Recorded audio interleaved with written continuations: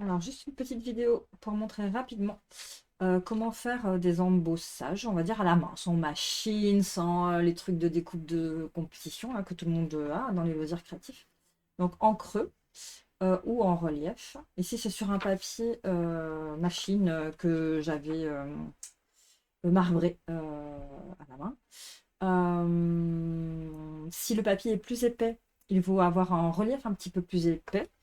Là tout de suite, donc pour comme c'est du papier machine, je vais juste utiliser un papier moi là tout de suite ce que j'ai c'est de l'emballage Amazon. Mais vous pouvez le faire avec des boîtes à pizza, des boîtes de biscuits, des boîtes de tout ce que vous avez dans le commerce en denrées alimentaires, avec lesquelles vous recevez éventuellement des colis postaux et des choses comme ça.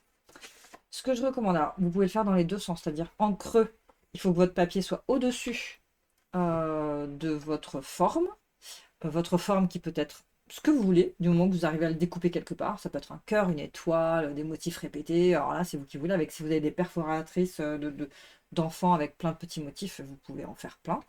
Mais voilà, il faut que vous ayez le gabarit, on va dire, la forme de base. Donc, sous le papier, si vous le voulez en creux, et l'inverse, c'est-à-dire le motif plaqué dessous, et on fera à l'envers, si vous le voulez, en relief. Voilà, on va faire les deux, mais c'est pour expliquer un peu le principe. On va juste utiliser ça, voilà, c'est pour éviter d'avoir à acheter des machines et des machins dans tous les sens. Moi, j'ai un vieux plioir en os qui a 20 ans et j'ai pas besoin d'acheter plus. J'ai pas forcément besoin d'avoir pour les trois cartes que je fais dans l'année et juste un petit clin d'œil quand j'ai envie de faire. J'ai pas besoin d'acheter des machines et des trucs hyper compliqués. On va se mettre par là, par exemple. Alors attendez, je ne sais pas si je suis dans la caméra. Bon, hop, on va élargir un petit peu. Voilà, donc le trou est ici. Je vais prendre par exemple par là.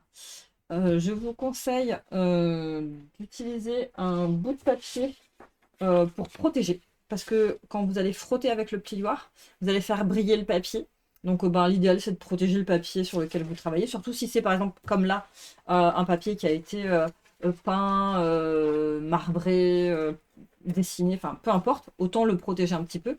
Là, les essais que j'ai fait pour vous montrer le creux et le relief, j'avais un autre brouillon.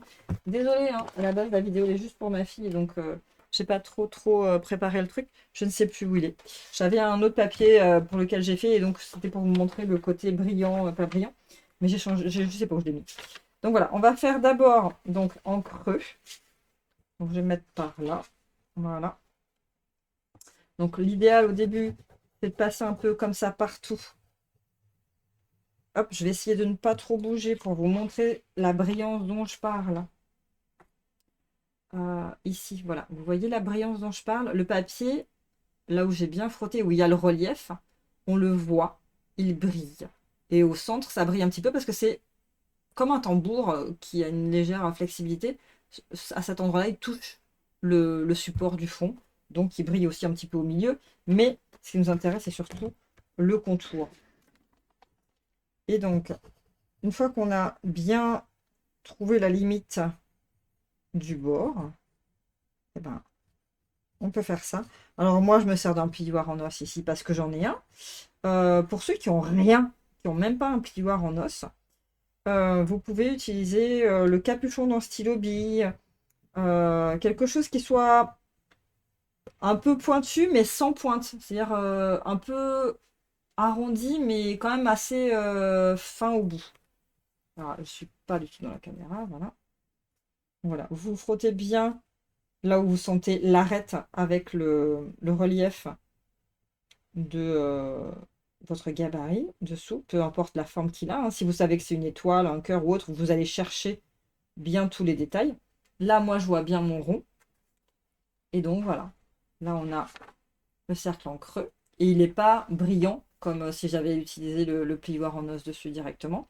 Et si je le veux, donc, dans l'autre sens, en mode bouton, eh bien, je vais le faire dans l'autre sens, c'est-à-dire je veux que le motif vienne à l'intérieur. Par exemple, je veux que ce soit cette partie-là qui ressorte. Hop, je le mets comme ça. Hop, je mets mon petit papier de protection dessus pour que ça n'abîme pas le frottement, mon papier à moi, entre guillemets votre joli papier, hein, peu importe le papier que vous allez utiliser. Et comme tout à l'heure, je sens le relief, je vais le chercher, voilà, et je le marque bien.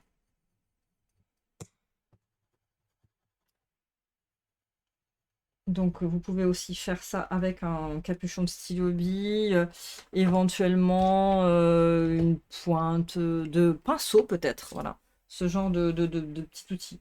Après, toujours avec un papier par-dessus, tout ce qui est bois, vernis, va potentiellement salir votre papier. Donc autant le protéger. Voilà, là, vous voyez, je fais des marques, il y a des traits marrons qui apparaissent. C'est le bois, donc toujours utiliser la petite feuille blanche de protection. N'importe quel brouillon, hein, ça c'est vraiment. Il n'y a pas besoin. À partir du moment où vous n'utilisez pas un papier où vous avez écrit au crayon de papier ou des choses comme ça qui vont aller se transférer sur votre papier, n'importe quel papier fait l'affaire. Et voilà, on a le petit bouton en relief. Relief creux. Et sans avoir de super presse, de machine, de l'espace, etc. Alors évidemment, c'est beaucoup plus compliqué si on a beaucoup de creux très fins, par exemple une écriture, c'est difficile à découper proprement, surtout s'il y a un trou, il faut arriver à maintenir tout dans la même espace, mais globalement, on arrive à faire des jolies choses quand même, sans avoir de gros matériel à côté. L'autre utilisation du plioir, c'est de plier, de marquer un pli. Et donc, j'avais fait des essais ici, là. Mais j'avais fait une vidéo sans son, donc on n'entendait rien. Je vais donc recommencer par là, par exemple. Si je fais un pli à la main, sans rien, voilà. Même si j'y vais avec mon ongle, etc., pour bien le marquer, j'essaie de m'appliquer un petit peu. Vous allez voir que, surtout dans la partie où il y a le scotch, hop là, voilà. Ça va vous faire plein de petites stries, un peu comme une ride de papier, hein, qui se plie, mais tout en suivant les fibres naturelles de sa composition de papier, et donc pas forcément très très très très propre. Et je vais juste à côté, hop, on va dézoomer un peu, hop, désolé pour le tangage de la caméra. Donc je me mets un peu plus loin, je marque avec donc le plioir, on le prend sur l'arête comme ça, on appuie, on n'hésite pas à repasser 2-3 fois si besoin. Voilà. Et là, le pli est beaucoup plus net. Vous voyez, il brille, hein. Beaucoup plus net que là où on a plié à la main, même avec l'ongle, hein, ça laisse quand même beaucoup plus de petites traces. Là, c'est beaucoup plus carré quoi, comme pli. Voilà. Et pareil, si vous pliez dans l'autre sens, hein, ce pli-là, du coup, sera plus net que celui-ci, qui sera un petit peu plus arrondi, on va dire. Moins bien marqué, moins net. Voilà. On le voit bien là. On voit bien le relief que ça crée, le fait de l'avoir. C'est pas une incision, parce qu'il n'est pas du tout découpé. C'est les fibres de cet endroit-là, pile poil, ont été un peu détendues au centre. Et du coup, ça permet davantage cette manipulation-là. Voilà, le plioir et ses possibles utilisations pour de l'embossage à la main, sans machine, sans moule compliqué, juste avec des petits reliefs découpés dans une cartonnette.